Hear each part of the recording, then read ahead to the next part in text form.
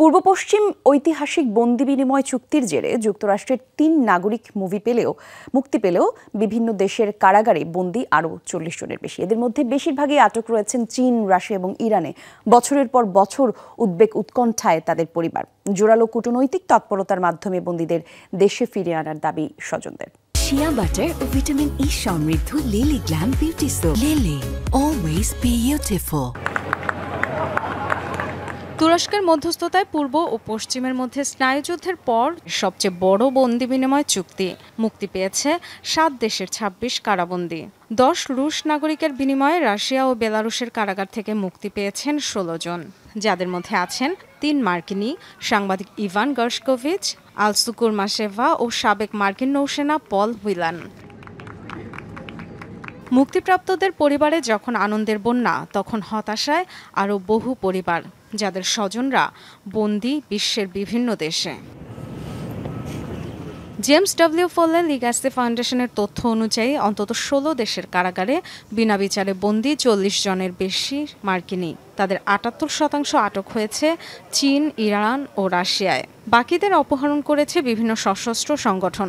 হামাসের হাতেই বন্দী রয়েছে অন্তত ৫ মার্কিন নাগরিক।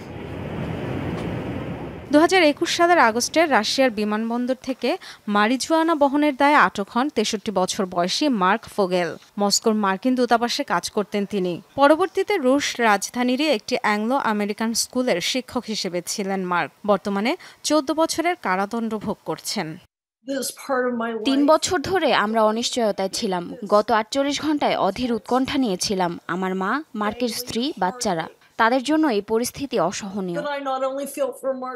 রাশিয়ার কারাগারে বন্দী আরেক মার্কিনী সেনিয়া ক্যারেলিনা, ৩২ বছর বয়সী ব্যালেরিনা শিল্পী, যুক্তরাষ্ট্র ও রাশিয়ার দ্বৈত নাগরিক। চলতি বছর ফেব্রুয়ারিতে পরিবারের সাথে দেখা করতে গিয়ে আটক হন তিনি। ২০১২ সালে সিরিয়ায় নিখোঁজ হন ফ্রিল্যান্স সাংবাদিক অস্টিন টাইস। মার্কিন কর্তৃপক্ষ ঘোষণা দেয় সিরিয়ার কারাগারে বন্দী তিনি। একই বছর চীনে মাদক মামলায় আটক হন মার্কিন ব্যবসায়ী মার্ক সুইডান। তার বেঁচে থাকা নিয়ে শঙ্কায় পরিবার। চীনে বন্দী রয়েছেন আরও ২ মার্কিনী। ২০২২ সালের আগস্টে আফগানিস্তানে বন্দী হন মার্কিন নাগরিক রায়ান করবেট। দেশটিতে বহু বছর ধরে এনজিও কর্মী হিসেবে কাজ করছিলেন তিনি। রায়ান ছাড়াও আরও ২ মার্কিনীকে বন্দী করে রেখেছে তালেবান প্রশাসন। বিভিন্ন দেশে বন্দী যুক্তরাষ্ট্রের সব নাগরিককে দেশে ফিরিয়ে আনতে কাজ করছে বলে দাবি বাইডেন প্রশাসনের। Dorothy Tasrin, Jamuna news.